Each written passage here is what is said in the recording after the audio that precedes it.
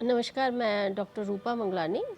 हमारा associate professor political science department में हमारा आज का टॉपिक है राष्ट्रपति के निर्वाचन की पद्धति।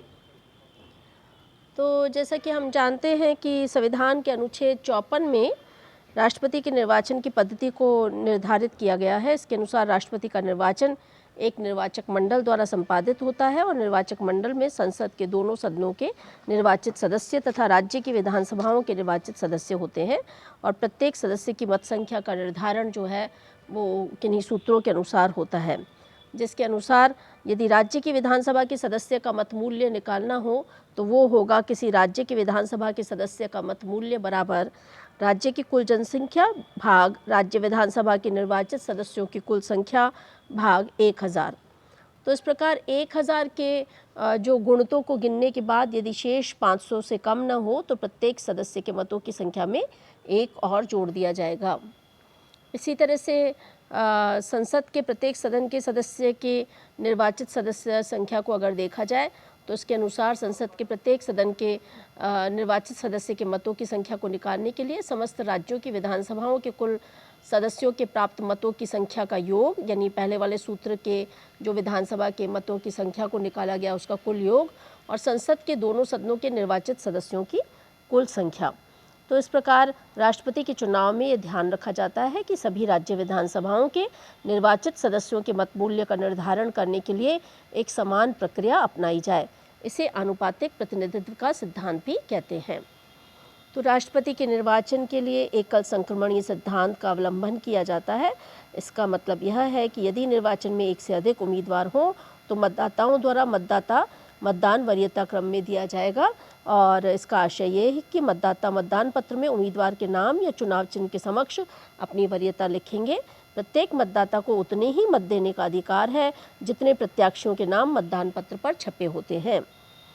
जहाँ तक मतगणना का सवाल है तो राष्ट्रपति के निर्वाचन के बाद उसी व्यक्ति को निर्वाचित घोषित किया जाता है जो आधे से अधिक मत प्राप्त कर लेता है। जब राष्ट्रपति के निर्वाचन के बाद मतों की गणना प्रारंभ होती है तो इसके लिए एक निर्धारित प्रक्रिया अपनाई जाती है, जिसके अनुसार सबसे पहले अवैध मतों को निरस्त कर शेष वैध मतों का मत मूल्य निकाला जाता है और निकाले गए मत मूल्य में 2 का भाग देकर भागफल में 1 जोड़कर निर्वाचित घोषित किए जाने वाले उम्मीदवार का कोटा निकाला जाता है। तो जिस उम्मीदवार को निर्वाचित कोटा प्राप्त होगा वही राष्ट्रपति के लिए जो है घोषित होगा, राष्ट्रपति के लिए निर्वाचित घोषित होगा। तो निर्वाचन कोटा निकालने का सूत्र है वैध मत बटा 2 + 1। तो इस प्रकार ये कोटा निकाला जाता है। यदि मतगणना के पहले दौर में ही किसी उम्मीदवार को दिए गए कोटा के बराबर मत मूल्य प्राप्त हो जाते हैं तो उसे निर्वाचित घोषित कर दिया जाता है। मान लीजिए किसी उम्मीदवार को नियत कोटा के बराबर मत मूल्य प्राप्त नहीं होते तो मतगणना का दूसरा दौर प्रारंभ होता है और इस दौर की मतगणना में जिस उम्मीदवार को पहली वरीयता का सबसे कम मत मिलता है उसे गणना करके बाहर कर देंगे और उसके द्वितीय वरीयता के मत मूल्य को अन्य उम्मीदवारों को स्थानांतरित कर देते हैं। अगर मान लीजिए दूसरे दौर की गणना में भी किसी उम्मीदवार को नियत वोट के बराबर जो है वो नहीं मिले, मत मूल्य नहीं मिले, जो कोटा है उसके बराबर उसे नहीं मिले, तो ऐसे में क्या होगा, ऐसे में फिर तीसरे दौर की गणना होगी और फिर तीसरे दौर की गणना में क्या होगा, तीसरे दौर की गणना में ये होगा कि उस उम्मीदवार को जो है गणना से बाहर कर दिया जाता है जो दूसरे दौर की गणना में सबसे कम मत मूल्य पाता है और उस उम्मीदवार की तृतीय वरीयता मत मूल्य को शेष उम्मीदवारों के पक्ष में हस्तांतरित कर दिया जाता है। ये प्रक्रिया कब तक चलेगी? ये प्रक्रिया तब तक अपनाई जाएगी जब तक कि किसी उम्मीदवार को नियत किए गए निर्वाचन कोटा के मत मूल्य के बराबर मत मूल्य प्राप्त नहीं हो जाता। इस प्रकार भारत के राष्ट्रपति का निर्वाचन होता है। हम एक बार फिर से देखते हैं कि निर्वाचन पद्धति के लिए सबसे पहली बात यह है कि प्रत्येक सदस्य की मत संख्या का निर्धारण के लिए 2 सूत्र हैं। पहला सूत्र क्या है? किसी राज्य की विधानसभा के सदस्य का मत मूल्य। ये क्या होता है? राज्य की कुल जनसंख्या, टोटल पॉपुलेशन ऑफ स्टेट, बट्टा राज्य विधानसभा के निर्वाचित सदस्यों की कुल संख्या।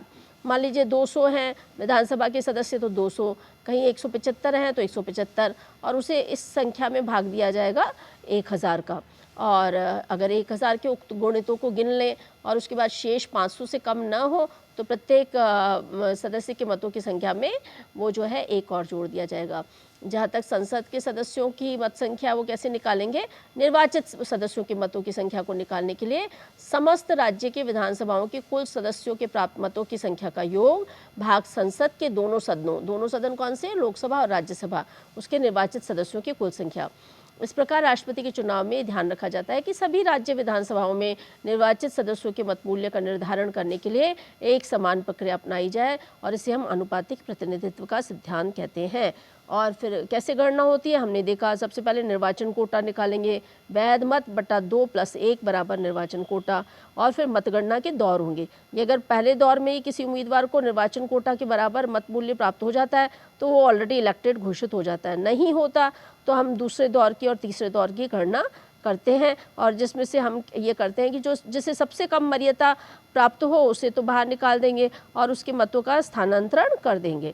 इस प्रकार हम राष्ट्रपति के निर्वाचन की प्रक्रिया को जो है वो संचालित करते हैं। सबसे अहम बात यह है कि राष्ट्रपति पद के लिए जो निर्वाचन प्रणाली है इसकी बहुत सारे आलोचकों ने आलोचना भी की है। कुछ लोग कहते हैं कि सब ये बहुत जटिल है, दुर्बोध है, पेचीदा पद्धति है। यद्यपि सैद्धांतिक रूप से ये प्रणाली बहुत जटिल प्रतीत होती है, लेकिन व्यवहार में ये संघीय सिद्धांतों के अनुरूप ही सरल प्रक्रिया है। तो राष्ट्रपति के लिए अप्रत्यक्ष निर्वाचन की पद्धति हम अपनाते हैं, क्योंकि राष्ट्रपति क्या है, औपचारिक प्रधान है। हम जानते हैं कि हमारे यहाँ संसदीय शासन व्यवस्था है और राष्ट्रपति जो है नाम मात्र का प्रधान होता है, औपचारिक प्रधान होता है, और जनता किसका चयन करती है, प्रधानमंत्री, और फिर उसके मंत्रियों का चयन प्रधानमंत्री स्वयं जो है वो मंत्रिमंडल का गठन करता है। इस प्रकार राष्ट्रपति का चयन कौन करेगा, जिन प्रतिनिधियों का हम चयन करते हैं संसद के सदन में, है ना, लोक सदन में, लोकसभा में, वो जाके फिर राष्ट्रपति का चयन करेंगे। इसी तरह से विधानमंडल में हम जिन सदस्यों का चयन करते हैं वो आगे जाके राष्ट्रपति के निर्वाचक मंडल में सदस्य बनते हैं। तो इस प्रकार राष्ट्रपति का निर्वाचन जो है अप्रत्यक्ष पद्धति के अनुसार होता है। एक विद्वान है, उनका नाम है के संथानम, वो कहते हैं कि राष्ट्रपति औपचारिक प्रधान है, अतः उसे प्रत्यक्ष रीति से निर्वाचित करना व्यर्थ परिश्रम होगा। अच्छा, जहाँ तक राष्ट्रपति के लिए चुनाव का जो समय है उसका जो सवाल है उसको हम देखें तो संविधान के अनुच्छेद 62 में केवल यह अपेक्षा की गई है कि राष्ट्रपति का चुनाव निर्धारित समय के अंदर ही संपन्न करा लिया जाना चाहिए। तो 5 साल होता है राष्ट्रपति के निर्वाचन की अवधि, तो निर्वाचन की प्रक्रिया को 5 साल के बाद समाप्त होने के बाद स्थगित नहीं रखा जा सकता। राष्ट्रपति का चुनाव का कब करवाया जाएगा, इसके बारे में संविधान का अनुच्छेद 71(3) ये कहता है कि राष्ट्रपति के निर्वाचन से संबंधित या किसी विषय का विनियमन चुनाव से संबंधित वो संसद विधि द्वारा ही निर्धारित करेगी। इस शक्ति का प्रयोग करके संसद ने राष्ट्रपतीय तथा उपराष्ट्रपतीय निर्वाचन अधिनियम 1952 पारित किया था, और उसमें ये प्रावधान किया गया है कि राष्ट्रपति का चुनाव निवर्तमान राष्ट्रपति की पदावधि की समाप्ति के पहले ही कर दिया जाएगा। तो राष्ट्रपति के चुनाव से संबंधित विवाद का निर्धारण करने के लिए संविधान के अनुच्छेद 71 के अनुसार उच्चतम न्यायालय द्वारा निर्धारित किया जाएगा। यदि कोई व्यक्ति राष्ट्रपति के रूप में निर्वाचित होकर पद ग्रहण कर लेता है और बाद में उसका चुनाव उच्चतम न्यायालय द्वारा अवैध घोषित कर दिया जाता है, तो उस व्यक्ति ने राष्ट्रपति के पद पर रहते हुए जो भी काम किए हैं वो सारी घोषणाएं अविधिमान्य नहीं होंगी। राष्ट्रपति के चुनाव के संबंध में कुछ मामलों में तो संविधान में स्पष्ट निर्देश नहीं दिए गए हैं, जैसे एक या एक से अधिक राज्यों की विधानसभाएं भंग हो जाएं तो राष्ट्रपति के चुनाव में कैसे उस राज्य की भागीदारी को संभव बनाने के लिए क्या करेंगे, या राष्ट्रपति के पद के लिए निर्वाचन में दलगत राजनीति को कैसे दूर रखा जा सकता है। ये सब बातें हैं जिस पर संविधान मौन है। अच्छा, दूसरी बात ये कि राष्ट्रपति का पुनर्निर्वाचन हो सकता है क्या, ये भी अहम प्रश्न है। तो पुनर्निर्वाचन के लिए योग्यता यह है कि संविधान में ये व्यवस्था नहीं की गई है कि राष्ट्रपति पद पर पदस्थ व्यक्ति इसके कार्यकाल के लिए निर्वाचन में भाग ले सकता है या नहीं। संविधान मौन है कि फिर से निर्वाचन हो या नहीं हो, इसके बारे में संविधान कुछ नहीं कहता। लेकिन सामान्यतः ये परंपरा है कि कोई भी व्यक्ति राष्ट्रपति के लिए एक ही बार निर्वाचित किया जा सकता है। हालांकि इसका अपवाद भी है। हम जानते हैं कि हमारे जो पहले राष्ट्रपति थे भारत के, डॉक्टर राजेंद्र प्रसाद, वो 2 बार राष्ट्रपति के पद पे उम्मीदवार थे। इसके अतिरिक्त सभी राष्ट्रपति अपने कार्यकाल, एक ही कार्यकाल रहा उनका। डॉक्टर राजेंद्र प्रसाद जी का कार्यकाल 26 जनवरी 1950 से लेकर और 13 मई 1962 था, तो वो 2 कार्यकाल तक राष्ट्रपति रहे। अच्छा, राष्ट्रपति द्वारा ये मैं टेबल आपको दिखा रही हूँ, इस टेबल को आप देखिए, बहुत महत्वपूर्ण टेबल है। इसमें आप देखते हैं कि कार्यवाहक राष्ट्रपति कौन कौन से रहे। तो डॉक्टर जाकिर हुसैन है, जो उनकी कार्यकाल के दौरान जब मृत्यु हो गई राष्ट्रपति के रूप में, तो वीवी गिरी उपराष्ट्रपति थे उस समय, तो वो कार्यवाहक राष्ट्रपति रहे। तो भारत के पहले कार्यवाहक राष्ट्रपति वीवी गिरी थे, जो कि उपराष्ट्रपति थे। न्यायमूर्ति एम हिदायतुल्ला जो कि भारत के मुख्य न्यायाधीश थे, वो भी कार्यवाहक राष्ट्रपति रहे। और इसी तरह से बीडी जत्ती थे, वो भी उपराष्ट्रपति थे जो कि कार्यवाहक राष्ट्रपति रहे हैं। तो इसी तरह से एम हिदायतुल्ला जब उपराष्ट्रपति थे और राष्ट्रपति उपस्थित थे तो वो उस समय राष्ट्रपति के रूप में उन्होंने कार्य किया है। वर्तमान राष्ट्रपति कौन है? श्री रामनाथ कोविंद। ये कब से हैं? 25 जुलाई 2017 से निरंतर हैं। इसी तरह से महिला राष्ट्रपति श्रीमती प्रतिभा पाटिल हैं जो कि 25 जुलाई 2007 से लेकर 25 जुलाई 2013 तक रहीं। इसी तरह से राष्ट्रपतियों के रूप में आप देख सकते हैं कि किन किन का कार्यकाल क्या क्या रहा। इसमें अक्सर सवाल पूछे जाते हैं, तो आप इस टेबल को बड़ा ध्यान से देखिए। जहाँ तक राष्ट्रपति द्वारा शपथ का सवाल है, तो राष्ट्रपति या कोई व्यक्ति जो किसी कारण से राष्ट्रपति के कृत्यों के निर्वहन के लिए नियुक्त होता है, तो अपना पद ग्रहण करने से पूर्व संविधान के अनुच्छेद 60 के तहत भारत के मुख्य न्यायाधीश या उसकी अनुपस्थिति में उच्चतम न्यायालय के वरिष्ठतम न्यायाधीश के समक्ष अपने पद के कार्यपालन की शपथ लेता है। तो ये सवाल आता है कि भारत के राष्ट्रपति को कौन शपथ दिलाता है? तो उसका उत्तर है कि संविधान के अनुच्छेद 60 के तहत भारत के मुख्य न्यायाधीश शपथ दिलवाते हैं। मान लीजिए मुख्य न्यायाधीश भी अनुपस्थित हो तो उच्चतम न्यायालय के उपलब्ध वरिष्ठतम न्यायाधीश उनको शपथ दिलवाएंगे। क्या शपथ का प्रारूप क्या होता है? शपथ का प्रारूप ये है राष्ट्रपति का कि मैं अमूक ईश्वर की शपथ लेता हूँ कि सत्यनिष्ठा से प्रतिज्ञा करता हूँ कि मैं श्रद्धापूर्वक भारत के राष्ट्रपति के पद का कार्यपालन अथवा राष्ट्रपति के कृत्यों का निर्वहन करूँगा तथा अपनी पूरी योग्यता से संविधान और विधि का परिरक्षण, संरक्षण और प्रतिरक्षण करूँगा और मैं भारत की जनता की सेवा और कल्याण में निरत रहूँगा। तो ये राष्ट्रपति की जो है शपथ है।